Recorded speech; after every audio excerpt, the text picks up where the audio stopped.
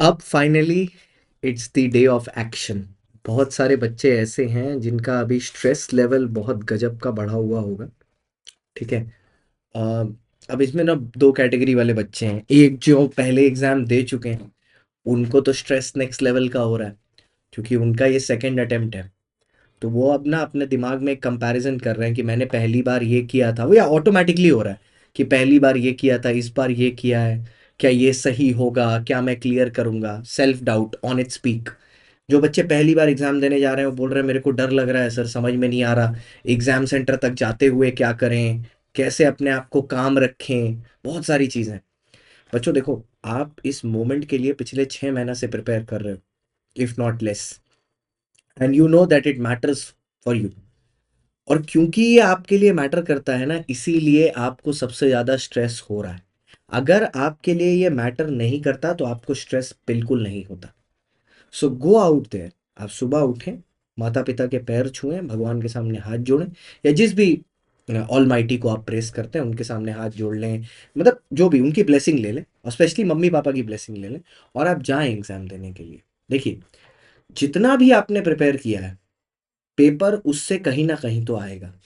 अगर आप average student भी हैं, तो आपको एवरेज स्टूडेंट को भी पास कराने के लिए पेपर में 50 से 60 नंबर होते हैं। So you just have to look for them and try to get the best out of it. ठीक है। नर्वस आपको होगा, टेंशन आपको होगा, लेकिन आप एक चीज याद रखो, मुझे पता है कि तुम सीए बनने लायक हो। तुम जो ये वीडियो देख रहे हो, तुमने मेहनत की है, मुझे पता है।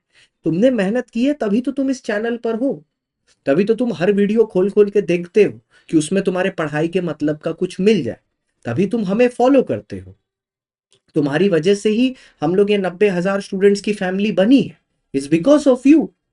और तो कोई चीज है नहीं। तो हमें पता है, मुझे पता है ये बात कि तुम सीए बनने लायक हो तुम सब हो, जितने भी हो।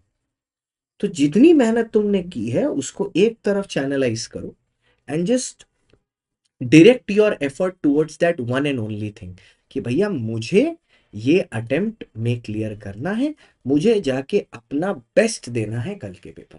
ठीक है। पेपर करते समय बीच में ऐसा लगेगा कि मैं ब्लैंक हो रहा हूं, हो सकता है लगे, बीच में टेंशन लगे। 2 मिनट आंख बंद करके, दो सांस अंदर बाहर, बढ़िया लॉन्ग ब्रीद इन लेना, थोड़ा पानी पी लेना। ठीक है। और फिर वापस लग जाना काम पे। अगर आपने कुछ भी पढ़ा है तो वो आपके दिमाग में कहीं ना कहीं है, तो ब्लैंक आप नहीं हो सकते। ठीक है। आप बस नर्वस हो सकते हो, जिसकी वजह से आपको ब्लैंक ब्लैंक फील हो। ठीक है। तो कीप काम। जितना मुश्किल है काम रहना, उतना ही उतना ही इजी है ये बात बोलना कि काम रहो। तो you have to be do the difficult thing tomorrow. The difficult thing is not solving the paper, मैं पहले बता दे रहा हूं। वो आसान चीज है।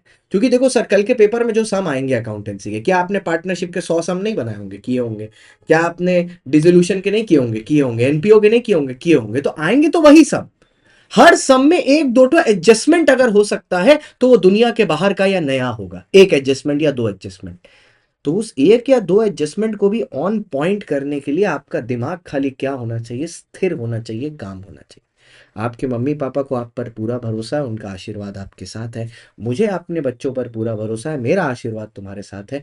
और हम जानते हैं कि तुम ये कर लोगे। अब शांति से जाओ और फोड़ के आओ बढ़िया से, and make sure you get it done this time. All the very best. Accounts दे के आओ, लॉ के लिए मैं बैठा हूँ। All the best.